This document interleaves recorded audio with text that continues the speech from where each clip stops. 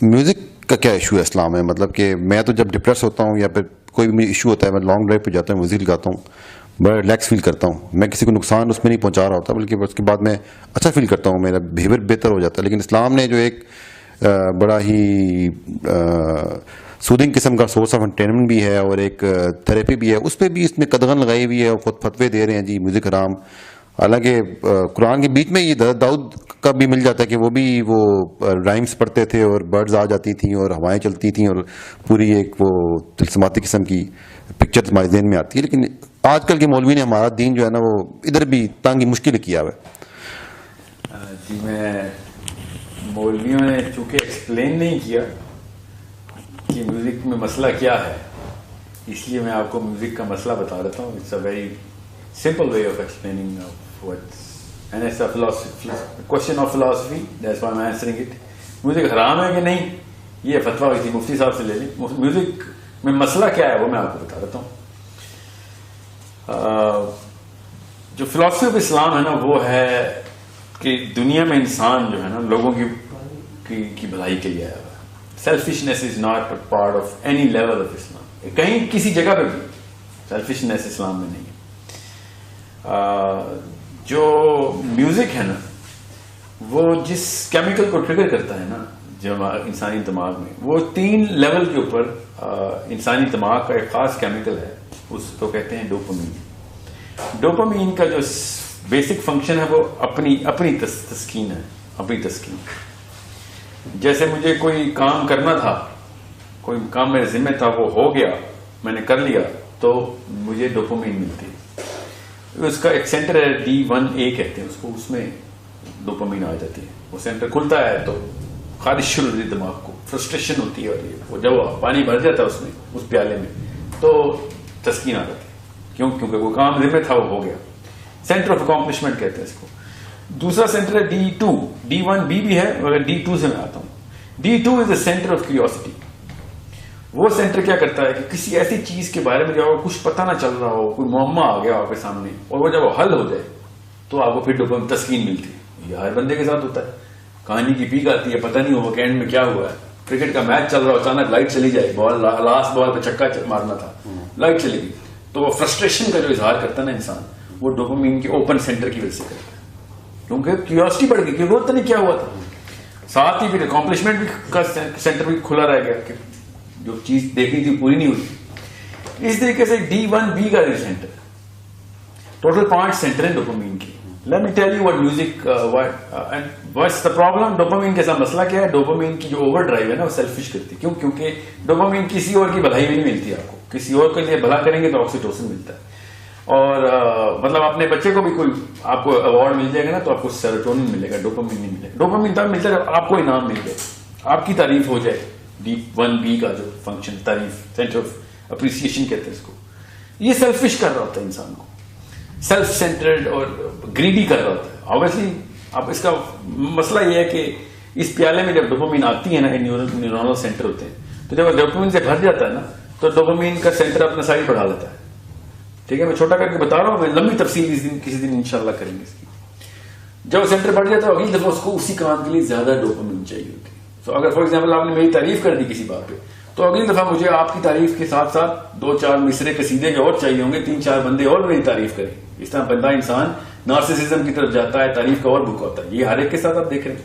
ये डोपामीन का किया धरा है सारा। डोपामीन का जो बेसिक मसला है ना वो ये है कि चूंकि ये हर चीज अपने लिए करता है और सेंटर बड़े से बड़े जैसे खाना बंदा खा रहा है तो पेट बढ़ जाता है। ठीक है, पेट बढ़ेगा तो और भूख लगेगी, और भूख लगेगी तो और पेट बढ़ेगा, क्योंकि खाना भरी जा रहे हैं।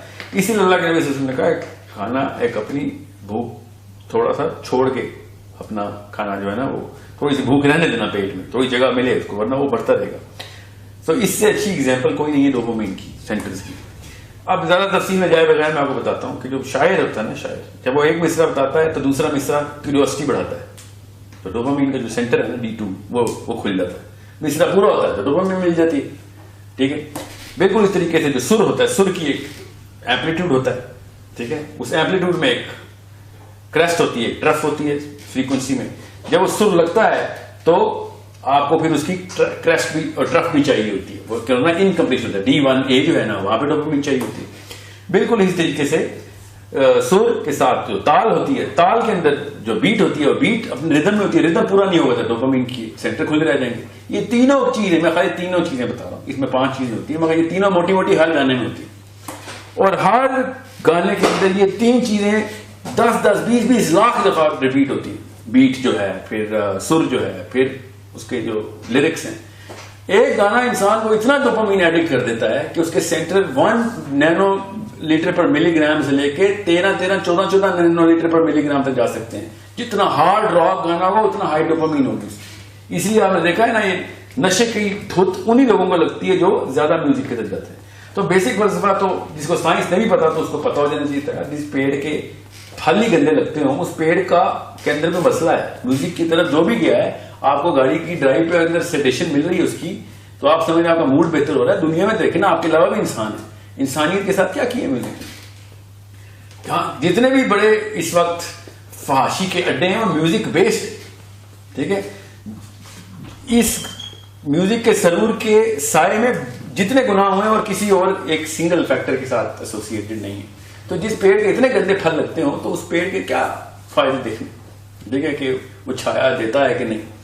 सो this is why music is technically the worst thing you can do to anyone. It makes him so selfish, it makes him so self-centered and such a greedy zombie.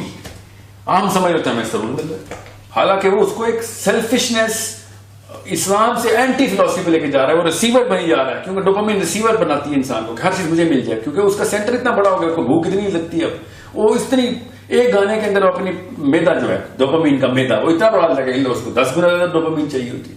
इसीलिए आप सॉफ्ट रॉक से शुरू होते हैं और simple melody से शुरू होकर फिर एरोस्मिथ और पर्ल जैम और पता नहीं क्या क्या चल रहा है आजकल, उसके ऊपर पहुंचे होते हैं, ठीक है।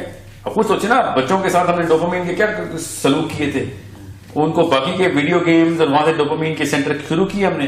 अब मोहम्मद रफी से शुरू हुई थी जनरेशन, और अब उनको रॉक भी हजम नहीं होता, ठीक है। ये क्यों? क्योंकि सेंटर बढ़ गई। हम इसको जनरेशनल गैप समझते हैं, हालांकि डोपामिन डायलेशन का डेल्टा होता है। तो ये साइंस है जिसके थ्रू आपको पता चल जाएगा म्यूजिक कितना बड़ा अजाब हमारे ऊपर आया, ठीक है।